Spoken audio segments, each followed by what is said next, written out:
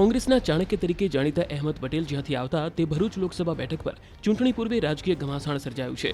ગુજરાત અને દિલ્હીમાં કોંગ્રેસ અને આમ આદમી પાર્ટી વચ્ચેના ગઠબંધનની જાહેરાતને 24 કલાક નથી થયા ત્યાં જ ભરૂચ લોકસભા બેઠક પર ગઠબંધનનો વિરોધ અહેમદ પટેલના પુત્ર ફૈઝલ અહેમદે કર્યો છે।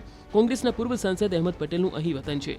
1977 અને 1984 એમ બે લોકસભા ચૂંટણીઓ તેઓ અહીંથી લડીને જીત્યા હતા।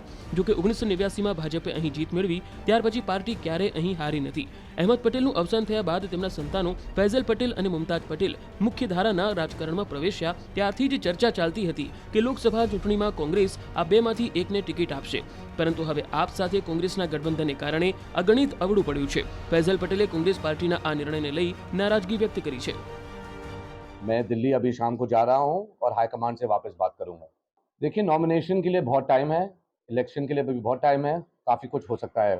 जी, आप जानते हैं कि हमारी जो रिलेशनशिप है कांग्रेस की भरूच डिस्ट्रिक्ट के साथ, हम यहाँ पर उनकी लोगों की आवाज़ बहुत सालों से बन के आ रहे हैं। मेरे लेट पिताजी श्री अहमद पटेल भी भरूच के लिए उन्होंने बहुत काम किया है। ये हमारी सीट है, ये हमारी कॉन्स्टिट्यूंसी है।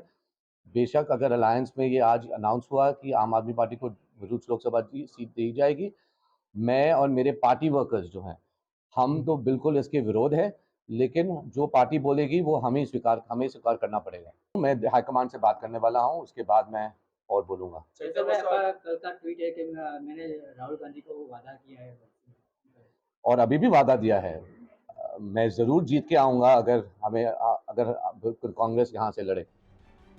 કોંગ્રેસ પાસે ભાજપના મનસુખ વસાવાને પડકાર પણ આપી શકે એવો એક પણ ઉમેદવાર મળ્યો નથી, માટે આમ આદમી પાર્ટીને આ બેઠક ફાળવી છે। આમ આદમી પાર્ટીના ડેડિયાપાડાના ધારાસભ્ય ચૈતર વસાવા આદિવાસી મતદારો પર સારું પ્રભુત્વ ધરાવે છે। જો ચૈતર વસાવાને મુસ્લિમ, અનુસૂચિત જાતિ અને ઓબીસી સમાજના મતો મળી જાય તો ભાજપનો 4 દાયકાનો દબદબો તૂટી શકે છે, પણ ચૈતર વસાવાને અહેમદ પટેલના પરિવારનો સાથ નથી મળી રહ્યો તે નજરે દેખાઈ રહ્યું છે।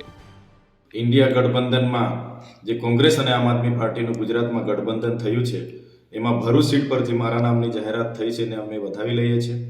એમાં મલ્લિકાર્જુન ખડગેજી, રાહુલજી, પ્રદેશ પ્રમુખ શક્તિસિંહ ગોહિલજી અને ભરૂચના અહેમદ પટેલ સાહેબના પરિવાર મુમતાજજી અને ફૈઝલજીનો અમે ખૂબ ખૂબ આભાર માનીએ છીએ।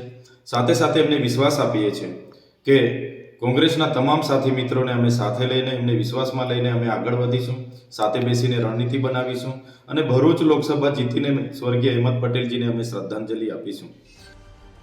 આ બેઠક પર 2019ની લોકસભાની ચૂંટણીમાં ભાજપના મનસુખ વસાવા 3.34 લાખ અને 2014માં 1.53 લાખ મતથી વિજયી થયા હતા।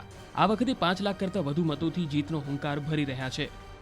તો આ તો ખાલી એકબીજાને ખો આપવાની વાતો કરતા હતા।